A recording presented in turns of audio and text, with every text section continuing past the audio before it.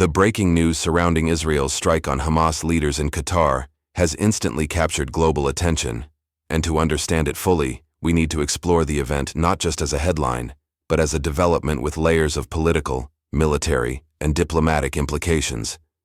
At its core, this is not just about one airstrike or one operation, but about the evolution of a long-running conflict that has now spilled into a country not usually associated with direct battlefield hostilities.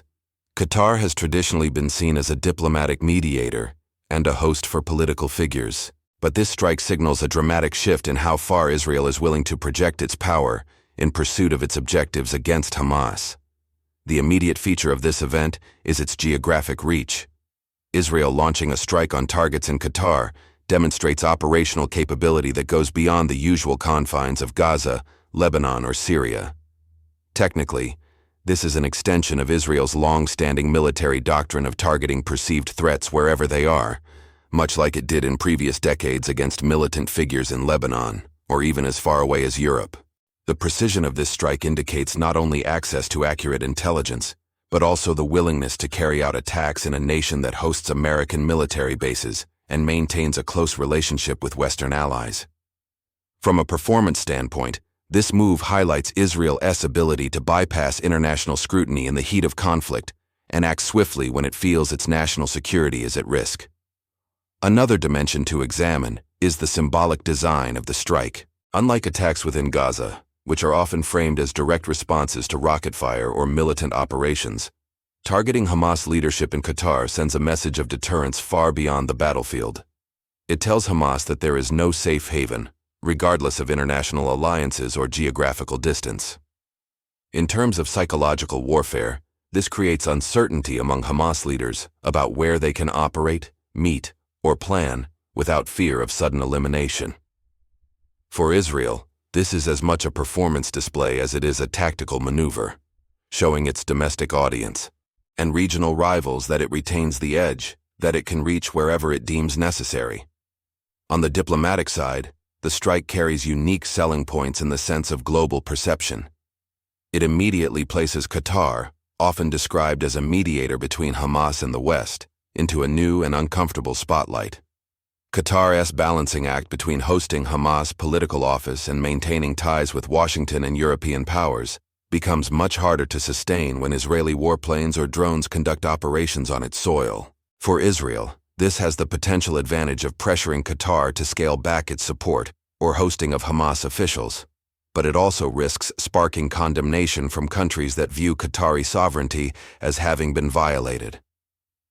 The performance metric here is not just military effectiveness, but whether Israel can absorb the political blowback and still come out with strategic gains. Looking at the military technical aspects, Israel has long invested heavily in advanced intelligence gathering. This includes cyber surveillance, human intelligence, and satellite monitoring. To identify and strike Hamas leaders in Qatar would have required a combination of these tools, suggesting that Israeli intelligence had real-time information about the presence and movements of specific individuals. Such operational depth underlines one of Israel's unique strengths, the integration of its intelligence services with its military apparatus to act quickly. From a layman's perspective, this is not just about a jet dropping a bomb, but about an entire chain of capabilities working seamlessly to create an opportunity window and execute it with precision. For Hamas, the strike represents both a loss and a wake-up call. Leadership figures are not easily replaced, especially when they are outside the traditional conflict zones. Their presence in Qatar had been partly about safety, networking, and international legitimacy. Losing them in what was thought to be a protected environment undercuts the sense of security Hamas leadership had cultivated. From a design element perspective, Hamas has always worked to project resilience, but a strike like this cracks that image and forces them to reconsider their reliance on external safe zones. At the same time, the move shifts the conversation for international audiences. For years, the Israel-Hamas conflict has been framed in terms of Gaza, rockets, blockades, and ceasefires. By extending the conflict to Doha, the story now encompasses new questions about sovereignty, international law, and the limits of retaliation. Viewers who might usually see this as a localized conflict now realize it has broader implications, especially given Qatar's global connections in sports, energy, and diplomacy. This broader stage makes the strike not just a military action, but also a global media event, magnifying its impact far beyond the immediate casualties or damage. The performance of Israel's communication strategy also comes into play. Historically, Israel frames such operations under the language of preemptive defense or counterterrorism. The way it communicates about this strike will determine whether it is seen as a targeted elimination of a threat or as an escalation into a neutral country. For Hamas and its supporters, the narrative will likely shift toward portraying the strike as proof of Israeli aggression and lawlessness. Both sides will compete not just on the battlefield, but in the information space, using social media, satellite TV, and diplomatic channels to influence perception. In today's world, that information war is as critical as the military strike itself. From a regional performance analysis, the strike puts Gulf nations in a difficult position. Many Gulf countries, including Qatar, have tried to maintain relations with both the West and movements like Hamas, walking a fine line to preserve influence and stability. By striking in Qatar, Israel challenges this balance and pressures Gulf leaders to clarify their positions. The unique selling point of this action, if viewed through Israel's lens, is its potential to fracture Hamas support networks by making host countries nervous about the risks of offering sanctuary. On the other hand, there are risks baked into this strategy. Striking within Qatar, a state with deep ties to the United States, could strain Israel's diplomatic bandwidth.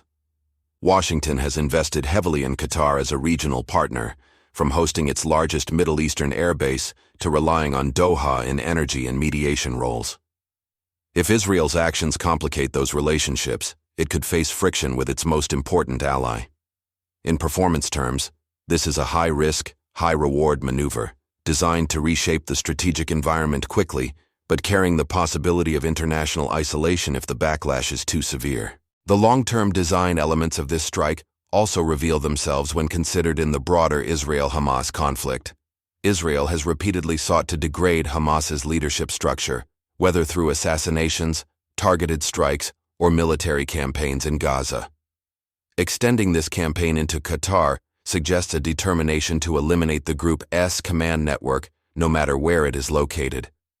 This relentless pursuit is part of Israel's strategic DNA, designed to prevent Hamas from rebuilding momentum. But the more Israel pushes these boundaries, the more it tests international tolerance for such actions. For a general audience, it's important to break down the unique nature of this development. Unlike a typical military clash where rockets and air defenses dominate headlines, this strike blends geopolitical theater, intelligence mastery, and military reach into one dramatic event.